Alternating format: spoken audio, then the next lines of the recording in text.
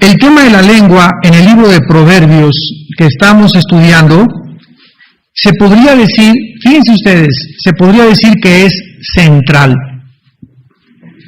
Parece que hay más proverbios relacionados con las palabras o con nuestra lengua que de cualquier otro tema, aparte de también como el último tema fue la inmoralidad.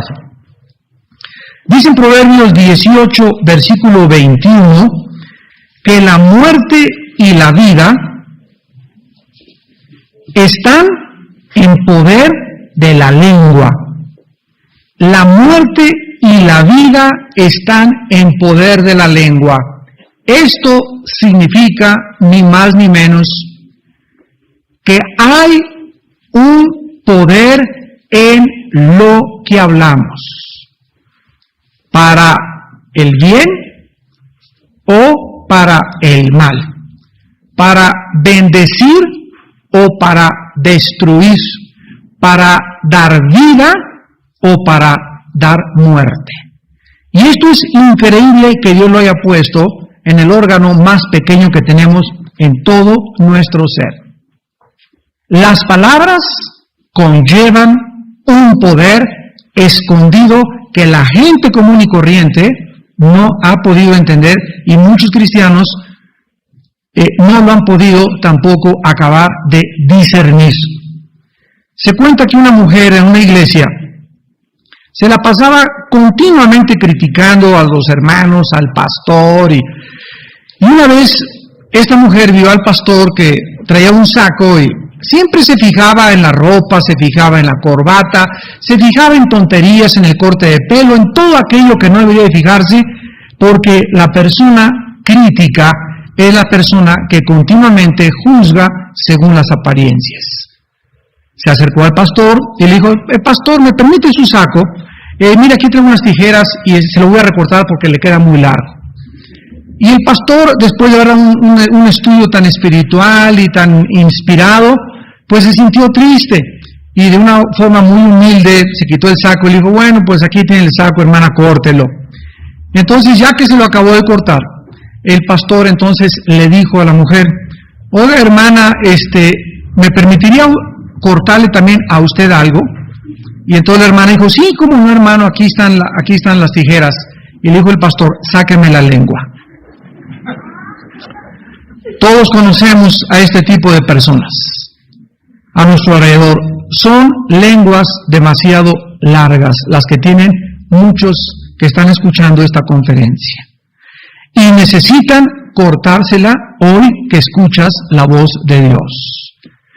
En el libro de Santiago, capítulo 3, se da una descripción muy profunda acerca de la lengua. Y dice el versículo 5 al 8, Santiago 3, del 5 al 8. Así también la lengua es un miembro pequeño, pero se jacta de grandes cosas. He aquí cuán grande bosque enciende un pequeño fuego. Aquí se está comparando la lengua con un cerillo en un bosque donde todo está seco. Una chispita, basta alguien que tire un cigarro en un campo donde no ha llovido por algún tiempo para que esa chispa incendie 10, 20, 30 hectáreas de terreno. La lengua en el área espiritual tiene la misma similitud. ¿No te imaginas tú lo que hablaste de tu amiga o lo que dijiste de tu amigo o el comentario crítico o la opinión que mencionaste para lastimar a esa persona y contaminar a 15 o a 20 en la iglesia a la que tú asistes, o tal vez en tu propia familia? Dice el versículo 6 que la lengua es un fuego, y escuchen cómo se describe: un cosmos de maldad, un mundo de maldad. La lengua está puesta entre nuestros miembros y contamina todo el cuerpo, o sea que si yo hablo palabras de maldición, palabras malas, esas palabras que salen de mi boca, esa crítica, esas calumnias, esas mentiras, me están como un boomerang regresando y me van a enfermar. Me van a contaminar. Porque todo lo que sembremos, lo recogemos. Lo que tú has dicho, de ti lo dirán 10 veces peor. La crítica que tú hiciste te regresará y algún día recogerás esa cosecha. Es increíble el poder de las palabras. Dice la Biblia que inflama la rueda de la creación y ella misma es inflamada por el infierno. El ejemplo más clásico es cuando cuando Cristo les dijo que era necesario que el Hijo del Hombre fuera entregado en manos de pecadores y morir y al tercer día resucitar, se volteó Pedro y le dijo: Señor, nunca te acontezca tal cosa. Y era para que Cristo se volteara y, venga, mi Pedrito, cómo me quieres, ¿verdad? Gracias, Pedrito, por tu compasión y tu lástima. Sí, cierto, no voy a tener que morir crucificado. Eso fue lo que hizo Cristo. Se volteó y le dijo algo increíble: aléjate de mí, Satanás, porque no tienes puesta tu mira en las cosas del cielo, sino en las cosas de la tierra. O sea, en ese momento, en segundos, no era Pedro el que estaba reconviniendo al Señor, era el mismo Satanás. ¿Pero por qué usó a Pedro? Porque Pedro comenzaba ya a seguir de lejos a Jesús. No se imaginan ustedes cómo puede el diablo o un demonio usar nuestra boca, nuestra lengua. Dice el versículo 7, porque toda naturaleza de bestias y de aves y de serpientes y de seres del mar se doma y ha sido domada por la naturaleza humana. Nosotros tenemos un perro ahí en Toluca y lo compramos, me lo regalaron hace como 6 meses, un perro labrador, Golden Retriever. Y hemos tenido muchos problemas con él porque era muy salvaje, juguetón, y está precioso. El animal ya tiene como 8 meses. Y entonces aquí Moisés Pasillas, que es el coordinador de decanes, que le gustan mucho los perros, me dijo: ¿por qué no pagas para que te lo entrenen un mes? Y te evitas problemas y ya no sufres tanto. Y tal dicho y hecho, fui con un veterinario especialista, les dejé un mes mi perro y me lo entregaron, y cuando me lo regresaron, se dice pasar el mando, ¿verdad? Me pasaron el mando a mí de todo lo que lo entrenaron, y las palabras eran en francés. Por ejemplo, quédate quieto, arrête, en francés, que significa cálmate o aplácate, porque tiene más énfasis el idioma y los vocablos en francés. No sé, así dicen los entrenadores de los perros. Y ya no tuve ningún problema, como voy a correr todas las mañanas, ya lo jalo, se jala, me paro, se para el perro, te echas, ya no hace la destrucción que tiene, y todo porque a través de las palabras le pudieron inculcar al perro la educación, y ahora el perro sufre menos también, y se divierte más con su amo. Dice la Biblia que no hay nada que nosotros no podamos domar.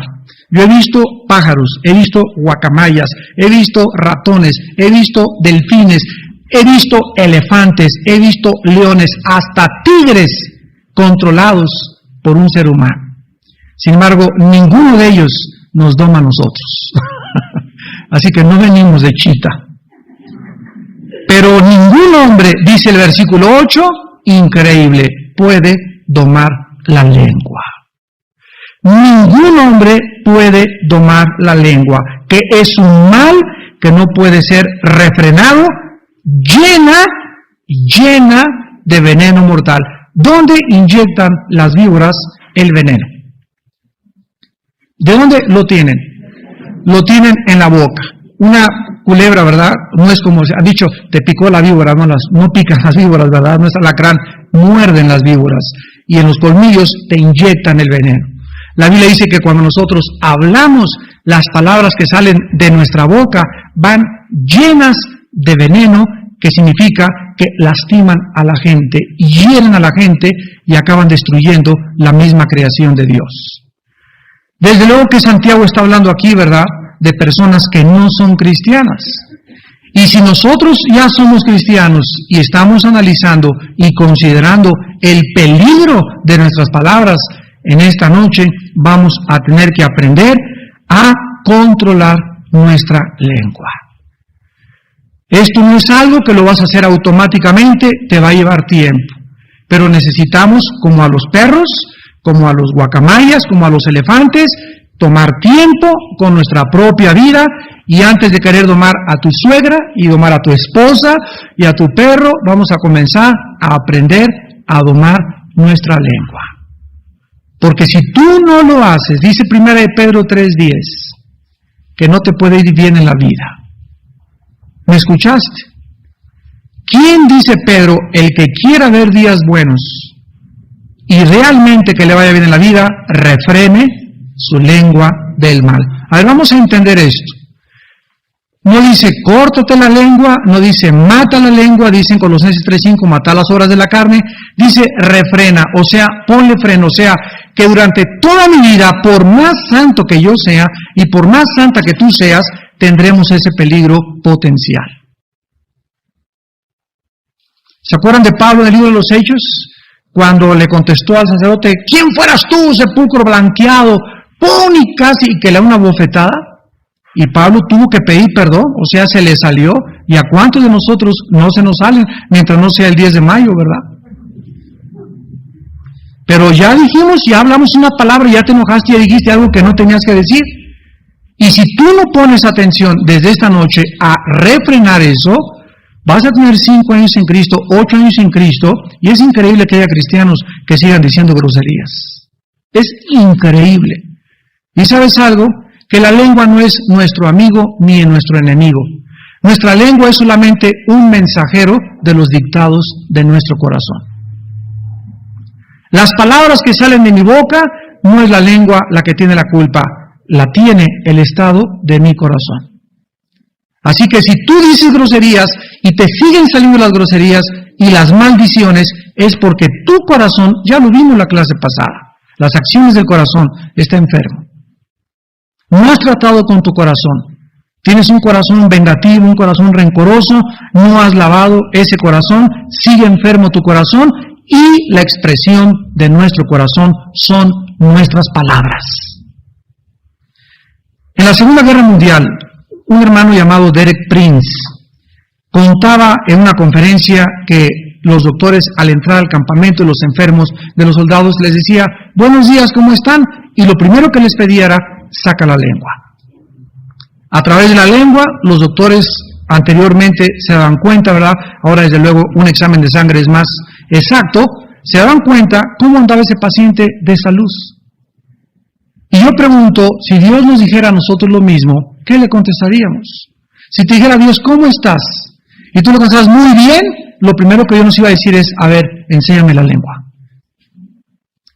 Si Dios quiere saber, al igual que los médicos, cómo andamos, les aseguro que Dios nos va a preguntar, ¿qué son tus palabras? Yo puedo saber, sin ir tan profundamente en tu corazón, qué es lo que eres, cuánto has crecido, cómo es tu corazón, por las palabras que dijiste el día de ayer. Veamos a continuación 4 usos correctos de nuestra lengua. Usar la lengua para el bien en lugar de para el mal no es algo, repito, que podamos hacer automáticamente. Tenemos que entrenarnos rompiendo malos hábitos y controlando las palabras que proferimos. Tenemos que acabar ya con esas maldiciones de la forma como nos enseñaron a hablar en Veracruz. Dicen que un jarocho de cada 7 palabras, 10 son groserías. Y no solamente malas palabras, porque tú puedes decirle una grosería a alguien, ya te salen como si le dijeras tonto, ¿verdad? Y le dices otra peor todavía. Pero sino el énfasis con el cual decimos esas palabras. Tú le puedes decir a tu hijo, eres un burro. Y al decirle a tu hijo, eres un burro, así, pero eres un burro tonto, ¿cómo pudiste haber hecho esto? Lo estás maldiciendo. Lo estás maldiciendo. Porque no es la forma de hablarle a tu hijo.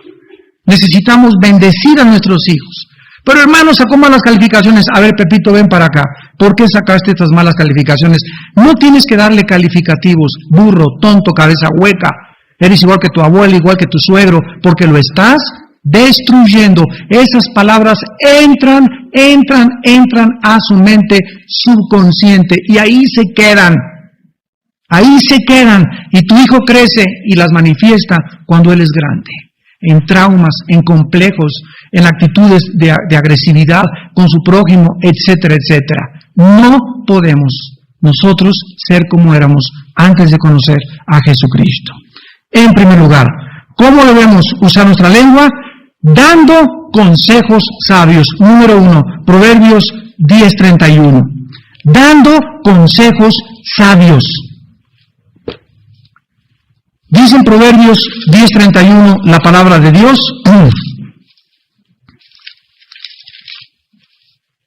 El justo, la boca del justo producirá sabiduría. Proverbios 12:15.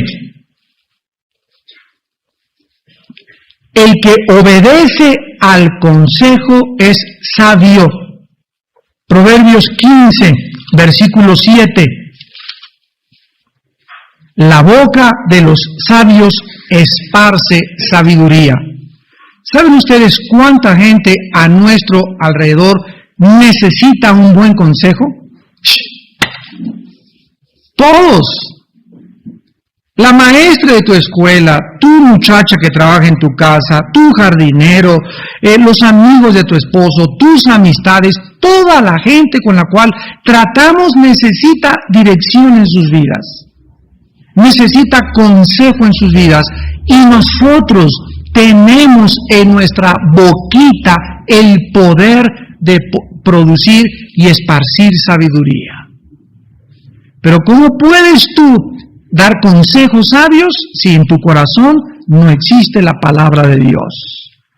La vida está llena de decisiones difíciles que todos los días tenemos que tomar.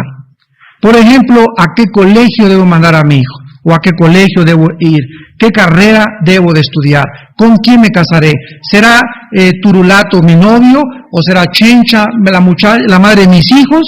Mis negocios. ¿Pondré una panadería o pondré un taller mecánico? ¿Invertiré en CETES o invertiré en dólares? Matrimoniales. ¿Cómo lo haré con mi esposa? ¿Cómo lo haré con mi esposa? En todas las áreas de la vida, diario, tenemos que tomar decisiones. Y las decisiones determinarán nuestro trato de Dios con mi vida. Porque si yo tomo una decisión equivocada con mi hijo, con mi esposa o con mi negocio, Dios no se va a meter, me va a dejar que recoja el fruto de mi camino. Si me caso con el muchacho que no era para mí, la muchacha que no era para mí, Dios no se va a meter, Dios va a dejar que nosotros recojamos en el matrimonio y en el infierno de tu matrimonio la cosecha. Que yo quiero comer chicharrón y quiero comer colesterol y sigo con los refrescos y sigo con el pozole y sigo con los atoles, Dios no se va a meter porque Él ya me dijo que es mi responsabilidad, mi salud. Si yo me enfermo, si me enfermo por aquí, me enfermo por allá, mi sistema cardiovascular, por la forma en que no mido mis alimentos, Dios no me va a sanar. Ni va a actuar milagrosamente, va a dejar que me internen, que me operen, porque la forma en la que Él trata con nosotros. Somos templo del Espíritu Santo y mi cuerpo, dice 1 Corintios 6, 19 y 20, ya no es mío. No somos nuestros, fuimos comprados por precio. Somos responsables de entregarle este cuerpo y mantener el templo santo, limpio y barrido. Porque si no, vamos a recoger la cosecha. Yo le decía a un hermano ahorita en la tarde, por cierto, nuestro hermano Siragüen está hospitalizado, anoche se puso muy grave, le dolía el estómago y hoy a la madrugada lo intervinieron quirúrgicamente, le sacaron la vesícula biliar. Está en el hospital de Pemex, ojalá que mañana o pasado ya salga, gracias a Dios todo salió muy bien. Yo le decía ahorita en la tarde que estuve con él en el hospital, ¿sabes qué, Siragüen? Cada vez, no te imaginas cómo Dios trata con mi vida, con mi cuerpo. Cada vez estoy más convencido que el Espíritu Santo, cada vez me dice el Espíritu Santo, límpialo más, límpialo más, límpialo más. Si es posible, una vez a la semana ayuna. Limpia tus pensamientos, limpia tu templo, limpia tu cuerpo para que la unción no se vaya. Porque la unción por dentro no la perdemos, es para siempre, hemos sido sellados con el Espíritu Santo. Pero cuando tú pasas a ministrar o a dar un consejo, la necesitamos por arriba. Los discípulos ya tenían en el libro de los Hechos al Espíritu Santo, pero continuamente eran llenos del Espíritu Santo. Y venía, dice, sobre de ellos, y venía sobre de ellos, y venía sobre de ellos, venía sobre de ellos. Tú puedes, con tu pecado y con la forma de tratar tu cuerpo, hacer que el Espíritu Santo te deje. Y cuando tú ministras, claro que lo tienes dentro, pero no ministras en su poder, ministras en la carne. Y la gente sabe cuando alguien ministra en el Espíritu y en la carne. Nos damos cuenta. Las personas que suben aquí a tocar o a cantar, se da uno cuenta cuando estás cantando en el Espíritu, cuando estás alabando a Dios, cuando tocas tu guitarra, cuando estás, se llama fluir. ¿Por qué? Porque no hay nada en tu cuerpo que el Espíritu Santo tenga de obstáculo para fluir.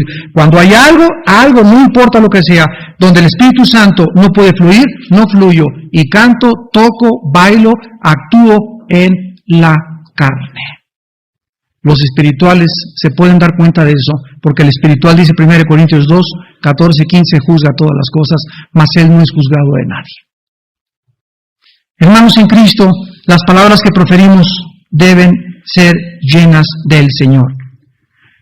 Dios no nos va a dar una respuesta y va a decir, cásate con esa persona, estudia esta carrera, sino que Dios nos va a guiar a través de cristianos maduros. Qué importante es esa sección allá que se llama la consejería. Ahí tenemos aquí el domingo también yo acabo de predicar. Hermano, quiero que me dé este consejo. Hermano, allá está la consejería. ¿Sabe usted cuánto me tarda un consejo? Muchos cristianos llegan, ¿verdad? Y como todo es café instantáneo, sopa de marucha instantánea, todo es instantáneo, llegan conmigo, con un pastor, hermano, y en 5 minutos quieren que le resolvamos toda su vida y no se puede. No se puede. Tienes un problema, haz una cita. Yo doy citas, todos los pastores tenemos la obligación de dar citas. O vete allá a sentar a consejería y allá te escuchan 45 minutos. Pero no creas que en 3 minutos vas a saber con quién te vas a casar. Porque requiere tiempo, requiere conocerte. Y sobre todo cuando vienen de otras iglesias, ¿verdad? Oye, hermano, mi papá me dio un planchazo, mi esposo, me divorcio. Oye, espérame tantito. ¿Tú qué le hiciste, chencha? ¿Por qué te dio el planchazo? En fin, hay una serie de cosas que tenemos que investigar. Oiga, saquen un demonio. ¿Cómo sabes que es un demonio? No es tu carne. Entonces tenemos que investigarnos en 3 minutos. Dios nos manda que tengamos paciencia para poder dirigir y dar consejos sabios a la gente. En segundo lugar, nuestra lengua debe ser usada para exhortar en el Espíritu. Exhortar en el Espíritu. Proverbios 27, 6. Fieles son las heridas del que ama, pero importunos los besos del que aborrece. Otro uso sabio de nuestra lengua y que a muchos se les dificulta es exhortar en amor. Si tú tienes a una amiga que la quieres mucho, o a un amigo que lo aprecias mucho, y esa amiga tuya está haciendo algo indebido, y sigue saliendo con ese hombre, o sigue saliendo con esa mujer, y tú no le dices nada, eres una mentirosa, porque no es cierto que amas a tu amiga. Más vale reprensión manifiesta que amor en oculto, dice otro proverbio. Tenemos los cristianos que aprender a decirnos nuestras verdades en un espíritu de amor. Y cuando se pierde eso, es porque la persona no se siente capaz de exhortar, porque dice, pero ¿cómo le puedo decir eso si yo estoy peor? Ese es el problema. Y al ratito todos están por la cárcel de la amargura, por lo cual ya nadie se exhorta. Dice Hebreos capítulo 10 que no dejemos de reunirnos, no dejando de exhortarnos como algunos tienen por costumbre. Hebreos 10, 24 en adelante. No, aquí venimos a la iglesia, venimos a compartir, a alabar y exhortarnos, a consolarnos y edificarnos. El valor de una exhortación compartida en humildad y compasión es invaluable. Observemos que muchas personas, dice el versículo 27:6, son heridas cuando son exhortadas. ¿Ya lo notaron? Dice, fieles son las heridas del que ama, o sea, que las personas a las que tú amas las vas a herir. Pero esas heridas que esa persona siente con tus palabras son heridas necesarias, porque han sido heridas producidas por el amor. Cuando tú llegas a exhortar a alguien con un espíritu de crítica, eres un borracho, te vas a ir al infierno, eres una fornicaria, mira nada más, te acostaste con tu novio, le pegaste a tu esposa. Cualquier exhortación que proceda con esta actitud lastima, destruye y nunca edifica. Hay un dicho que dice que cuando una persona quiera corregir a otra, antes la persona que quiera corregir debe estar dispuesta a restaurar al que quiere corregir. A ver otra vez. ¿Alguien te cae mal? ¿Tu compadre se emborrachó en Garibaldi? ¿Ya lo propagaste? ¿Mi compadre lo vi anoche? Bueno, antes de que te atrevas a decirle a tu compadre que estuvo mal, porque cayó en ese pecado, ¿estás tú dispuesto, antes de criticarlo, de ayudarlo a levantarse?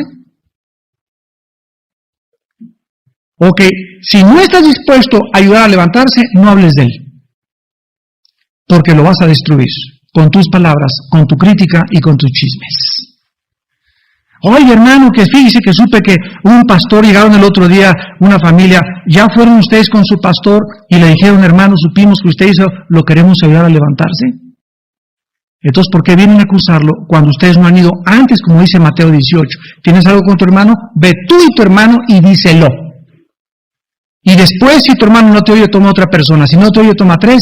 Y si no te oye, dilo públicamente a la iglesia.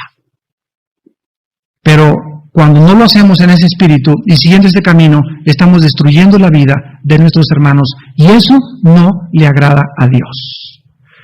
En Gálatas 6, versículo 1, el apóstol Pablo lo dice muy claramente: hermanos, si alguno fuere sorprendido en alguna falta, vosotros que sois espirituales, o sea, para poder ir con alguien y exhortarlo, ¿qué se necesita?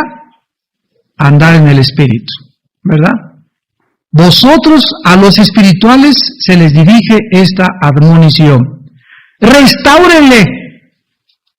Cuando yo exhorto a alguien, cuando yo voy a llamar la atención de alguien, no es con el propósito de lastimarlo o dañarlo, sino el propósito conlleva siempre, siempre la restauración. Cuando se expulsa a un hermano de la iglesia, cuando hay disciplina en una iglesia porque alguien vive en pecado, no es para lastimar y destruir al hermano, es con el propósito de que sea restaurado. Se necesita sentir el rigor del castigo para arrepentirse. Restáurele, ¿cómo? Con espíritu de mansedumbre. Cuando te acerques a una persona, nunca te acerques como un fariseo. Mira esta pecadora, Señor, que agarramos en adulterio. ¿Qué dice la ley que hagamos? O sea, ellos venían con la espada desenvainada. Nunca tenga la espada con un hermano tuyo en tu vida, no importa lo que tu hermano o tu hermana haya hecho. Sino antes de quererle cortar el cuello, ¿hay en tu corazón el deseo de que sea sanado? Si no hay esa actitud en tu vida, que quieres tú levantar a tu hermano, no lo juzgues, no lo critiques, no hables mal de él. Y dice aquí, considerándote a ti mismo, no sea que tú también seas tentado. Nunca te acerques a alguien creyendo que lo que hizo esa persona, tú nunca lo harías, porque eres un fariseo.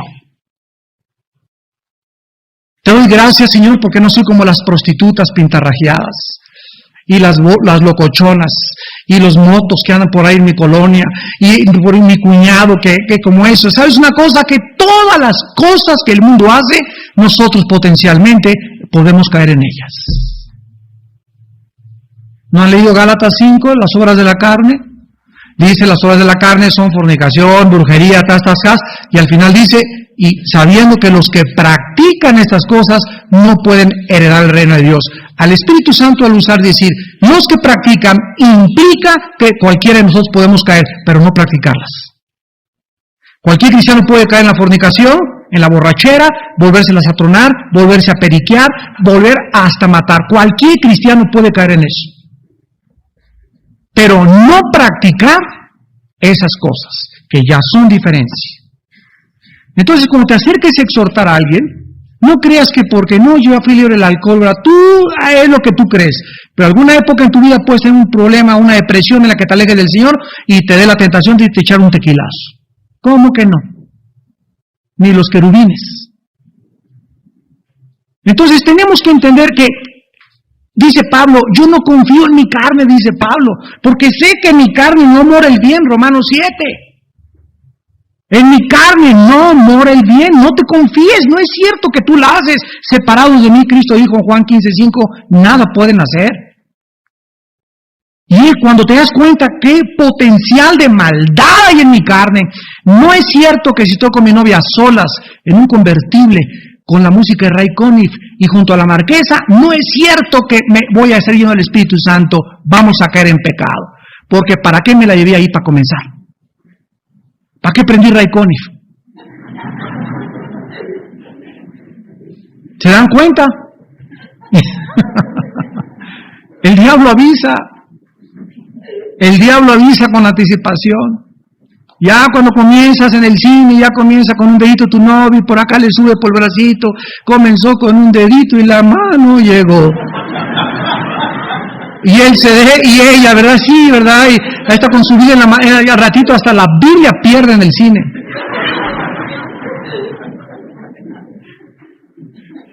Velad y orad para que no caigas en la tentación. El espíritu está listo, pero la carne, no te confíes en la carne. No la haces ni tú ni la hago yo. No la hizo Pablo, no la hizo Moisés, no la hizo David, no la hizo nadie separado del poder de Dios.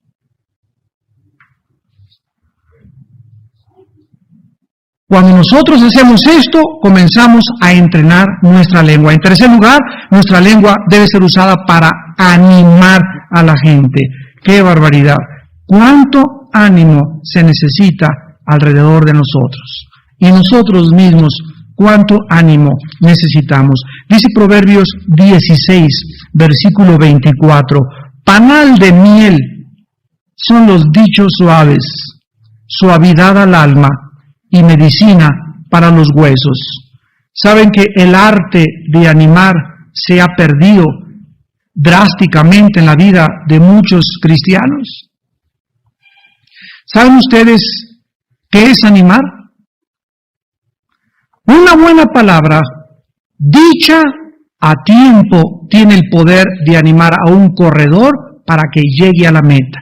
Una buena palabra, dicha a tiempo, tiene el poder para que una persona salga del vacío de su desesperación. Una buena palabra, dicha a tiempo, tiene el poder para que una persona inclusive quite en su mente ideas de quitarse la vida. Una palabra dicha a tiempo puede tener el poder para que una persona descubra que vale la pena vivir para Cristo. El poder de las palabras. Mucha gente no sabe qué palabra decir o cómo animar a alguna persona que sufre depresión o desánimo. Miren ustedes cómo son las tradiciones. Cuando vamos a un velorio, lo peor que le puede pasar a la persona que perdió a un ser querido es encontrarse con un desfile de gentes que quieren llegar. Hermanita, lo siento mucho.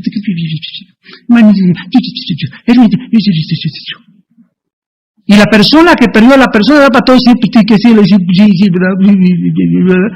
y es lo que último que queremos ver, que queremos estar nada más con nuestros parientes más cercanos y con nuestros verdaderos amigos.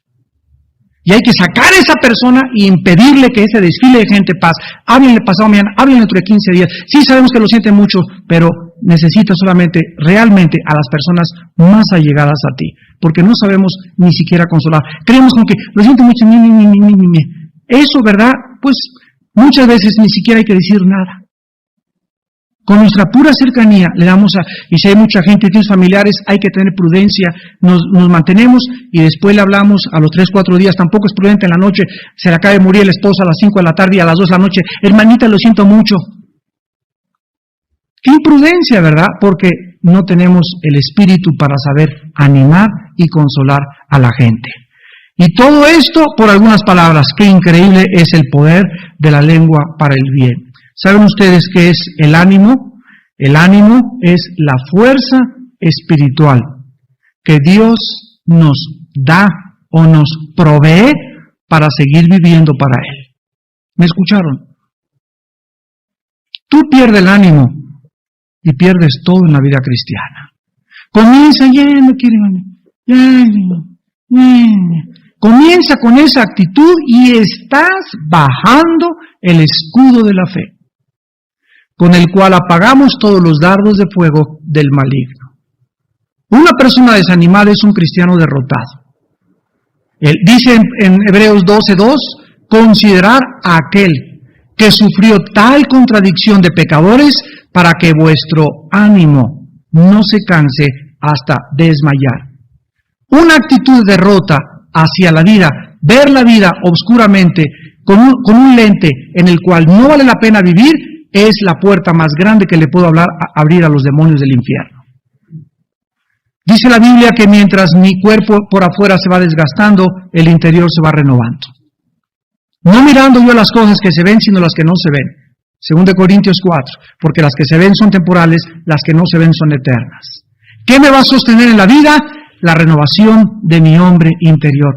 Qué increíble que puede llegar a los 70, a los 80 años, y ya viejito, ya cayéndose el pelo, ya todo lleno de arrugas, sin embargo tengo un ánimo y una fuerza espiritual como Moisés, que no perdió su vigor espiritual ni su vigor físico a los 120 años de edad. ¿Por qué? Porque jamás quitó su visión de Dios. ¿Saben lo que es visión? Visión es ver con los ojos que ve Dios. Eso es visión. Cuando dejamos de tener visión, comenzamos a envejecer el alma. Cuando crees que ya tengo 60 años, ya no sirve para nada. Ya hay 75 años, ya 80 años, ya hay unos ya viejos de 30 años de edad. Es increíble. Y hay personas de 70 años que parecen trompos y pirinolas por toda la iglesia. Y testificando, y llevando, y visitando, etcétera, etcétera. ¿Por qué? Porque no ven el mundo con ojos de viejitos, ven el mundo con el hombre interior que cada día se renueva. Y cuando tú mantienes ese espíritu, no te imaginas la fuerza que Dios te da. ¿Para qué quieres salud? Si Dios te dijeron en la noche: Señor, dame salud, me dijeron que tenía cáncer, dame salud, me dijeron que tengo. ¿Para qué quieres salud? ¿Qué has hecho para mi obra? ¿Qué estás haciendo para vivir para mí? ¿Cómo no te animas? Mira nomás la panza de Santa Claus que tienes ya. Mira nomás cómo estás ya de gorra, tienes 35 años y pareces una señora de 50 años de edad. ¿Por qué? ¿Para qué quieres la salud entonces? ¿No haces aeróbics? ¿No haces ejercicio? Ay, pero los aeróbics son del mundo. Hay aeróbics con música cristiana. Alabaré, alabaré.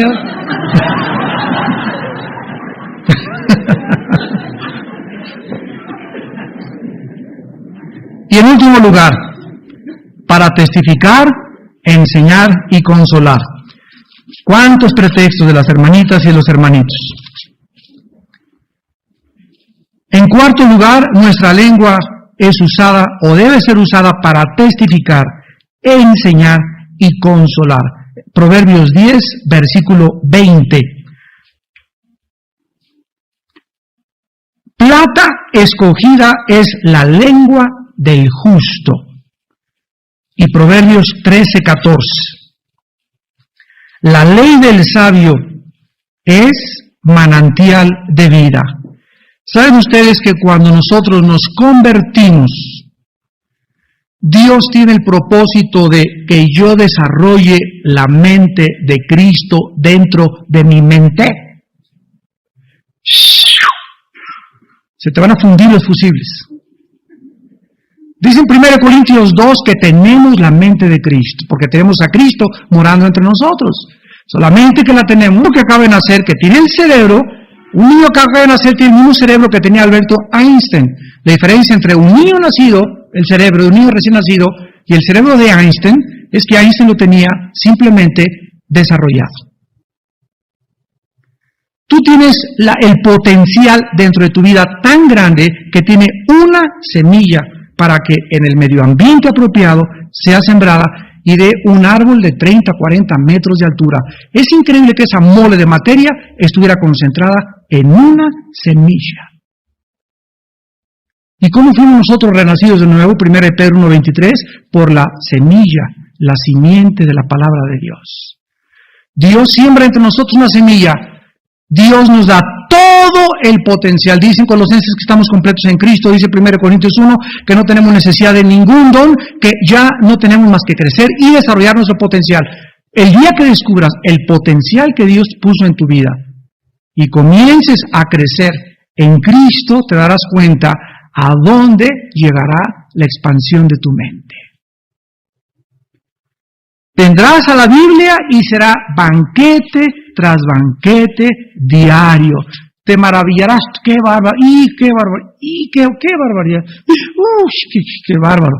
Todos los días será un banquete y todos los días estará descubriendo cosas. Será como viajar a diferentes galaxias, diferentes descubrimientos. Es maravilloso el espíritu de asombro que se ha perdido en los adultos. Yo recuerdo a los niños hace muchos años que a los 3 años les decía, Pepito, ¿qué? ¿Oyes afuera? ¿Qué? Pasos. Y se abre la puerta. Y sale el monstruo. Y ahora se aparece Godzilla. Y para que hace 25 años Frankenstein no nos dejaba dormir. Y ahora aparece Pinocho, Frankenstein comparado con Godzilla. La capacidad de asombro de los mismos niños se ha ido disminuyendo, más en nosotros los adultos. ¿Hay algo en tu vida que ya puedes decir, no descubrí nada? Tenemos que tener revelación diario. Y si no la tienes, es porque no tienes el tiempo suficiente con Dios a solas. Dice Jeremías 23:18, ¿quién estuvo en el secreto de Jehová? Y oyó y dio su voz. A ver otra vez, ¿quién estuvo en el secreto de Jehová? ¿Qué es el secreto de Jehová? Es el tiempo secreto a solas que paso con Dios en mi recámara, en el baño, en el tinaco de tu techo, no sé dónde, pero es el tiempo que pasas a solas con Dios. ¿Quién estuvo en el secreto de Jehová? Porque los que están en ese secreto, los que ya tienen el hábito, la disciplina de este cuerpo, someterlo, porque mi cuerpo a los 10 minutos ya párate, tienes que ir al banco. Los niños, aquí te me quedas y aquí te vas a quedar 1 hora y no te vas a levantar. Y comienzas a tu cuerpo creen que muchas veces no vas a someterlo contra el sexo, contra el alcohol, contra la comida. También tenemos que dominarlo para que él se someta al espíritu de la adoración. Y se vuelve un hábito en tu vida. Y aquí te quedas y no te paras. Fíjate cómo lucha la carne por pararte. Y ya suena el teléfono, y ya pasa aquello, y ya me despido, ya tuve mi devocional. No, aquí voy a levantarme 1 hora más temprano. Cuando tú estás en ese tiempo con Dios, dice Jeremías 23:18, vas a ver y vas a oír. ¿Qué cosa? La Biblia dice, ¿quién oyó y vio mi palabra? No vas a tener necesidad de que se me aparezca San Pedro, Señor, y da una revelación. Y hermano, ahí me llegan 50 cartas a la semana de sueños de hermanos, que me mandan a mi casa, al correo, por correo electrónico.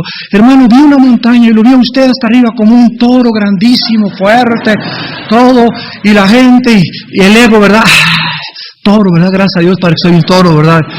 Oh, hermano, dice que vi esta visión y que la iglesia de los ángeles la rodearon, y tantas cosas que uno oye que le llegan, ¿no? Sin embargo, ¿cuánta de toda esa gente vive en la palabra? La única vez que yo puedo recibir una revelación o una profecía en mi vida es cuando alguien dice algo que yo sé que solo yo lo sé y Dios me lo está confirmando a través de esa persona en mi corazón. Esa es palabra profética y sí existe. No como dicen en Acapulco, huacas. Escuchan al profeta griego, ni creas. Hay otro profeta japonés, ni cheto.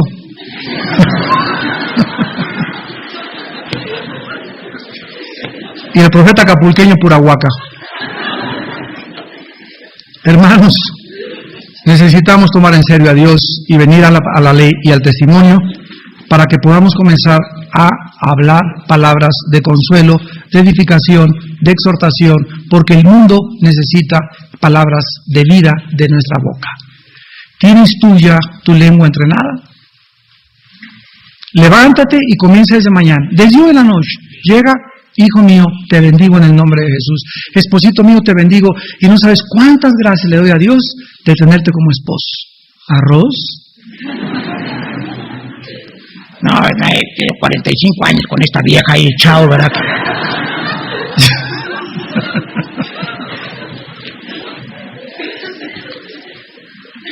Oremos. Padre, te bendecimos porque tú nos has bendecido ya con toda bendición espiritual en los lugares celestiales en Cristo Jesús.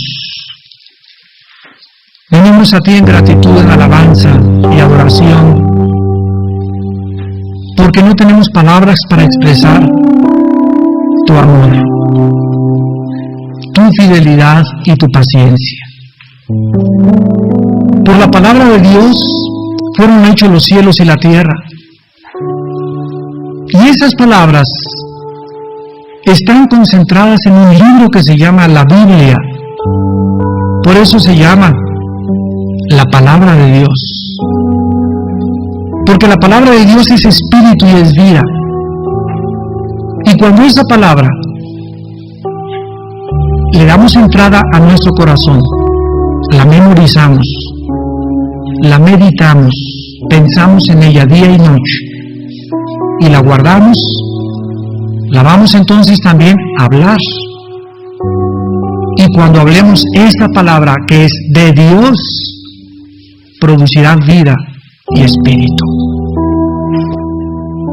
Levantará y transformará vidas, animará a los desconsolados y a los deprimidos, sacará del vacío de la desesperación a los que han abandonado toda esperanza, porque la palabra de Dios es poderosa. Crea la vida, es viva y eficaz y más cortante también que cualquier espada de dos filos. Penetra hasta partir el alma y el espíritu, las coyunturas y los tuétanos, y discierne. La palabra de Dios discierne nuestros pensamientos y las intenciones más íntimas de nuestro corazón. Padre, te queremos decir que amamos tu palabra, que queremos vivir en tu palabra y que queremos revelación en tu palabra. Porque tú no le das revelación, ni visiones, ni sueños a nadie que antes no te busque. No hay una manera de crecer en el cristianismo rápida e instantánea. Crecer en el cristianismo requiere de muchos años de luchas, de confiar en el Señor, de vivir en su palabra y de practicarla. No hay nada instantáneo en las áreas espirituales. Todo requiere de fe y de paciencia para obtener las promesas.